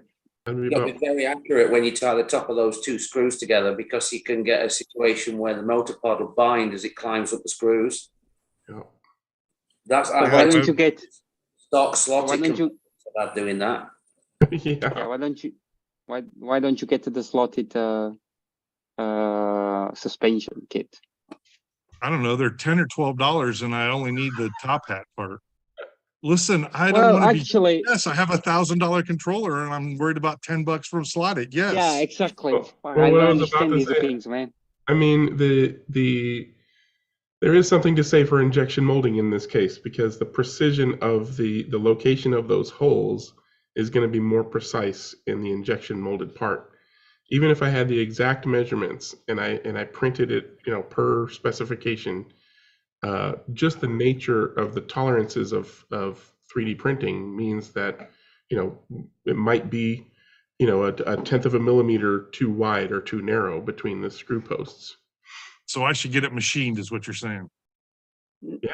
No, you I would should cut get a the little- slotted cut a little bloody piece out of thing. You it. should get the slotted part. The slotted parts bind on a slotted pod, on a slotted I chassis. do, yeah, I ended up cutting mine just to get rid of the binding. Yeah, I've had the same problem all using stock parts. You're correct. Can you show me a picture of one that you already have? Or of what? Are you talking about just that top piece that holds them together? Yeah, the bar. Can The you bar, not- like the slotted comes with like a metal bar, doesn't it? Can you not use the existing Two. parts and do a piece of plastic between the two? Yeah, there's a plastic one and a metal one. Okay. Yeah, but you need both of them, right? Depends on how you want to set The it metal up. one retains the springs. Right. The metal one retains the spring. Oh, No, yeah. the metal, the bottom one, basically, that is the metal one, is used for having controlling the movement of the pod. Yeah, one controls the upstop is basically Yeah, what the it boot is. screws come down on But you it. need it's basically the bottom one, the metallic one that you put at the bottom, because it's not retaining anything. I mean, because the pod will retain if you don't use that thing. Let me see if I can show you pictures of how. I disagree with you a little bit on that, Gio, because there's a little raised edge on that metal piece that retains the spring so it doesn't slop back and forth on there. Yeah, it doesn't do much, man. It doesn't do much. Well, the Right, top, especially the doesn't top of the need to do slotted much. motor pod, the top of that hole in the slotted motor pod is slightly domed anyway, and the spring will do that on the dome. So you need that black piece there that binds them together. Yeah. And so So- basically, you see the springs are sitting. I mean, even if you remove the metal bit, I mean, it's really bad. But I don't know if I have better pictures. So you got options like that could be 3D printed in a resin printer to really accurate results, but I don't know how strong it would be. The other thing is like I could laser cut that out if you had the dimensions and images, but then what material would you want to laser cut out on? Like a thin piece of plastic? Would that work? Or not? GRP, GPR, Can you- GRP. Yeah, that's a good idea. GRP. Can you laser cut aluminum? No, that's $10,000. Then you need a stronger laser. You whatever you Yeah, spend on your $10,000. controller, you go buy a laser. A Yeah, laser. Buy 10 controllers for him, or Yeah. he can sell them and buy the $10,000 laser cut. No, but I could cut that Or out. you Like, can just go to Slotted and buy the kit. stop Right? Of course trying to not. buy the Of course, kit. 12 bucks $10. for this I'd stuff. rather spend $10,000 on a laser machine than buy the $10. Well, You know, look you at can it. cut as many as you want. The thing with the It's got all slotted sorts of, it's got all sorts of stuff on it. I don't need all that stuff. it goes You goes need down them. inside You the need it, spring as man. well, and it gets very tall. That's right. Now, Wayne, you had a 3D printed one. I do. It's just a Tell me 1 about millimeter thick, it's just a 1 millimeter thick dog bone. FDM. Send us the file. Don't think I have it. I mean, So if you use sorry, if you use basically GT. I mean, I'd be happy to send a bunch to Courtney and see what he does with them, but I would need the specs. I don't have one to measure. Listen, I have friends in Canada that could make this happen. If you have access to what's called a GRP, so you could, I mean, Tamar, for instance, he has built some of these suspension kind of a bit more advanced by just cutting it and then drill the holes. You put the pod on top of it, drill the holes, right? And you have it. So it's pretty lightweight, very strong, and you don't need a bloody 3D printing of friends in Canada. It will, it will thread, FRP or GR, yeah, it will thread. You can stick it, just stick a screw in it, it'll thread to the self-tap. Yeah, I mean, yeah, I don't have. I mean, so will a filament print, you know, self-tap pretty easily. I mean, I guess I really only need to know the actual distance. Well, do you have a slotted pod? Yeah, so it's just the pod lugs in the back as far as distance. But then what's the dimensions of the screw? Is it like an M2? It's an M2. M2. 1.4 millimeter hole. Yeah, that'd just be a bar. Does it need to have cutouts in the bar, or can it just be a straight flat bar? No. You make it straight, I'll cut it out. Oh, that's fine. Plastic, you can cut it all you need to. How thick should it be? I have to say, Courtney being so frugal does warm my Canadian heart, because you know the difference between a canoe and a Canuck. Canoe's tip. That's beautiful, actually. But good. I'll remember that one.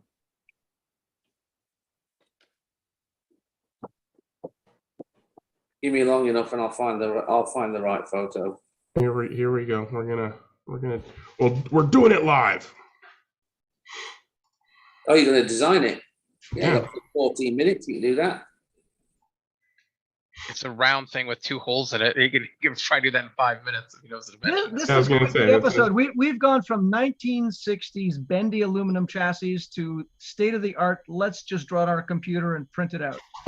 Okay, so you're saying 1.4 millimeter diameter holes. So we need the bar to be at least, what, 3 millimeters, 4 millimeters? Let's go 4. No, you make it 2 millimeters in the middle, and you make it 4.5 around the holes. Don't listen to Wayne. Just keep going.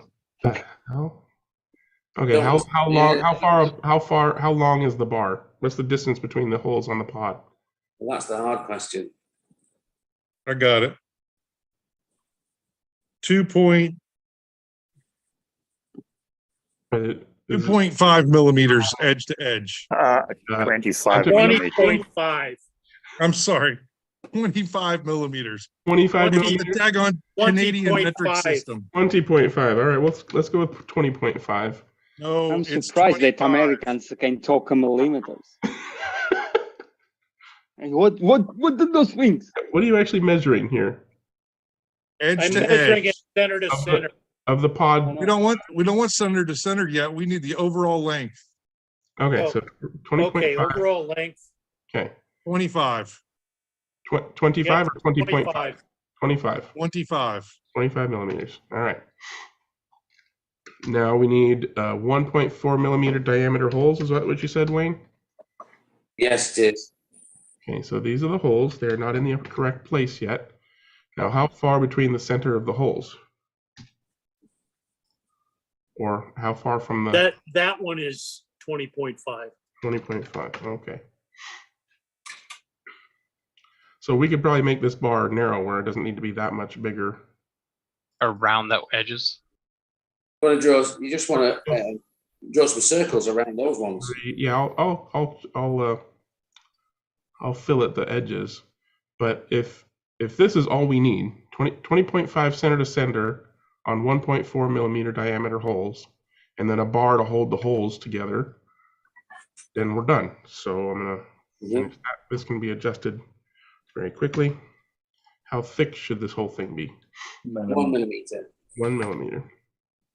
All right, so we'll fillet those edges. Okay, when we're done, I'd like to design a time machine. We'll be doing that next. We'll do that in the post chat, Courtney. Okay, so If you go to some parts of Canada, it's still 1990. So is this is what It you're is wanting? 1990 here. You're right. This is what you're wanting, Courtney? Yes, that looks wonderful. Okay. So now Greg is gonna print it for free, I would say, and then you get you have to pay. Literally have it done before the end of the meeting. Yeah, and then you have to pay $15 for shipping. Yeah. Right. No, you can No, just okay. go to the screen and grab it. He'll spend $15 on shipping, but he's saving $10 a piece. I was gonna say. I'm not giving any money to slot it. That's what you have to know. These are small enough that I could literally just slip them in a regular stamped envelope. This is not going to be. You want to feature me? Because there's mine. Oh, yours is dog bone shaped, yeah. I'm sorry about the performance of my camera, but Hold on, hopefully you can see follow that. There we go. Why do you have pictures of Courtney on your camera? Oh, that's weird. Doesn't everybody? No. I mean, so Hey, yeah, Courtney, can you send me belt wallpaper too? Because I want that on my background. There you go. I can wave it around a bit better now. that would be just as easy to Yeah. And if I angle it, you can see that it's 1 millimeter thick. Yeah, sure. Courtney's picture was Can there you turn because it all he upside wanted down? was a So I wanna see the freaking bottom. laser. Yeah, you can see the button. Look, just go to my Laser. YouTube channel, like the video, subscribe, share it with your friends. Pay So him the if money. if you keep saying that, I'm gonna unsubscribe from your channel. Okay. And the I get too chat pissed off takes when a people. strange turn. People that just came in want to know what the heck's going on. We're impromptu doing CAD design for something that Courtney doesn't want to pay $10 for. You're welcome. So, Aren't you going to charge him $10 anyway? Well, I haven't 20. gotten to that part yet. I think everybody needs to pitch in and send Courtney money. Oh my goodness. Yeah, that's $1. I have I'm going to start a GoFundMe page. yeah. Listen, for my trip to Europe, so I can be on Wayne's 24-hour team. No, it's a trip to Electric Dreams. You forgot. Hey, Oh, I while, got to we're, go there. Yeah. while we're here, can I ask a question?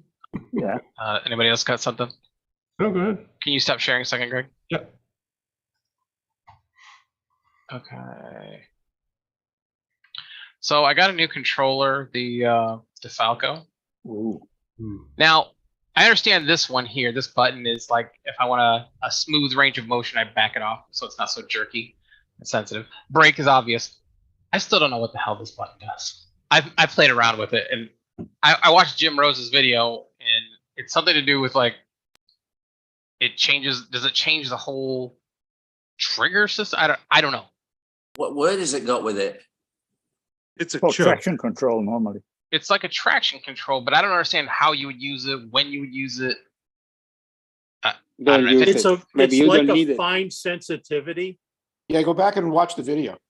I did, and I was trying to understand what you were saying in there. Yeah, Traction control. I don't believe that's traction control. I believe that's choke on this controller. Oh What do you my think, God. Dennis? Okay. So No, I think it's not it's choke. traction control. It's not It's choke. it's listed as traction control. It's actually It's not. job, It's pretty actually much. not either traction control or choke. okay, what it is then? Just What it really, dials what the it really voltage down is an across extra the. set of sensitivity on the top.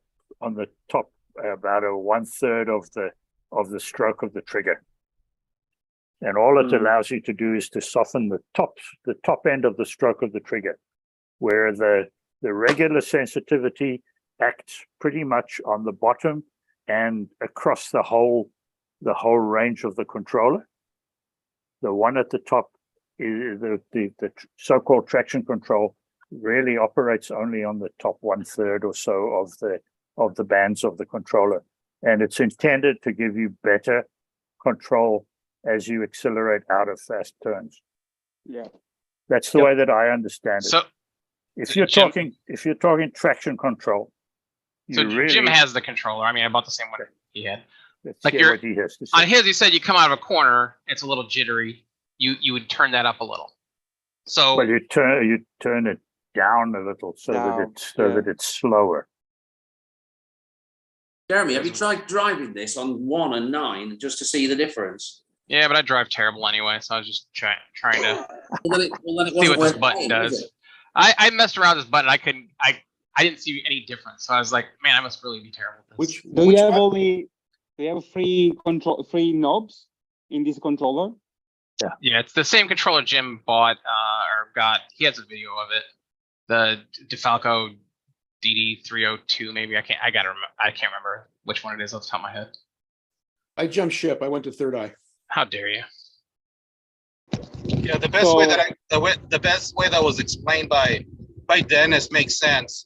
So I have the Third Eye also, and it also has that same feature. So as you're powering out of the corner, it smooths out the band so it doesn't wiggle or de-slot with too much power. So it kind of just turns it down a little bit so that you can pull the trigger all the way, and once it goes over that band, and it'll give you full power. So it is kind of like traction control, but yeah, the best way that I was able to do it, go from 0 to 9 on a high-speed corner, and then you'll be able to see the difference.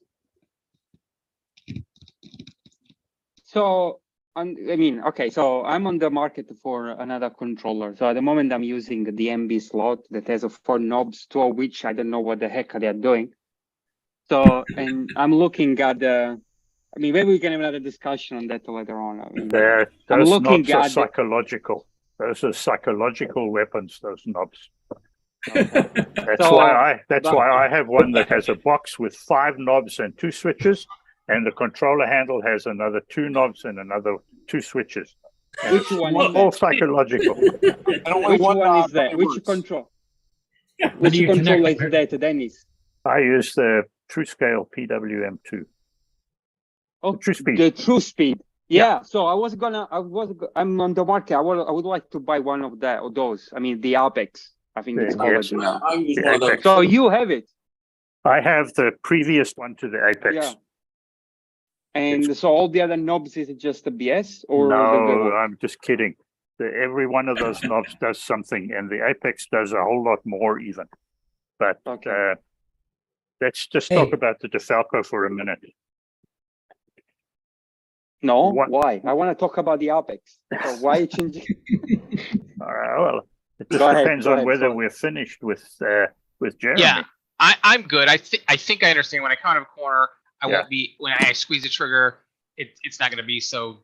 Well, what you've got to work out is, well, the best place that you're going to find it works is on tracks where you have really wide turns, and you have time where you're running at between 2/3 and 3/4 of your trigger throw, and then you're going to pull it from there.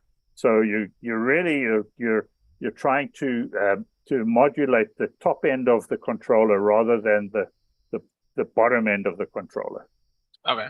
So Jeremy, do you have a slotted controller, the SCP-2? Yeah, I got the SCP-1, like 4 of them. Oh, okay. Yeah, I mean, it should be the same. So I think if I understood correctly, if you basically put in a linear, it's the blue knob that is a core. I think what's called curve. I think it's basically controls that at the 20% the top 20% of the throttle, right? So it helps you basically lower the curve or the linear kind of profile of the trigger. I think. Yeah, I'll keep messing with it. I just I've only ever had 2 buttons on my controller, so the third one was just like, what the hell? Is the Third Eye the controller that uses a FET drive? No. There's others? Yeah, my TrueSpeed has FETs in it too. Okay. Because when I've gone to the Third Eye, I find especially the brakes are much smoother. Yeah, it'll be the design of how he's used the FETs for braking. So I got a question on controllers when y'all are done as well, Dennis, and I need you because you're from Electric Dreams. Oh, I also have a question about Electric Dreams, but okay, Bill, what do you? Sounds like trouble. Oh God. Go ahead. I mean. Oh no! Go ahead. I seriously, I'm going to be after the meeting anyway. Go ahead. Yeah. So these are, I mean, basically how you control the top end of the trigger, right? So with that knob, in the slotted controllers, you know, you are basically kind of soften the response of the top end of the trigger. I mean, not 100%. Let's say between 80 and 99. If you soften that, basically what happens that you are lowering the linear response of the controller before it gets to the 100%. Does it make sense? Yeah, I got it. I think I understand it. I just didn't know how to use it, and I'll give it some more testing. Yeah. So what I think you should do is, like Greg explained this function in his video. So maybe lift up the car, set that knob to 0 first, and see when you start lifting if you hear any difference, and then put to 10 and see whether again on the top end you see a different pitch. Yep. Just remembering that the car will be more sensitive to the movement of the trigger when that thing is turned to the bigger numbers than when it's turned to the small numbers. And this diagram, explain it well, because you that's see, not quite the diagram that we need, but it's close. Yeah, that diagram diagram can be a bit perceptive because it looks like the bottom line, the bottom red line, doesn't get to full throttle, but it does. It just puts a step at the end. Yeah, correct.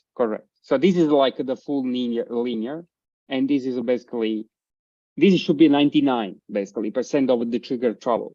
Because then when you hit 100%, it goes up here to the full power or whatever it is. Bang. Yeah, we're good. And it's all about these areas. So grab your maths and start doing integrals, because it's all about this, right? So when you lower the linear response, you are actually expanding the trigger movements to work on this area, that when it's basically in a more steeper way, or in a steeper position of the linear response. I explained it like shit. I should not. No, it's okay. I got it. These all line. But Greg, anyway, take over the show. Can do much better. I think I'm going to go ahead and end the live stream, but as always, we'll continue chatting. They'll talk about controllers, and until next week, everybody, bye. Bye. So Denny says, cool. Oh yeah, I was just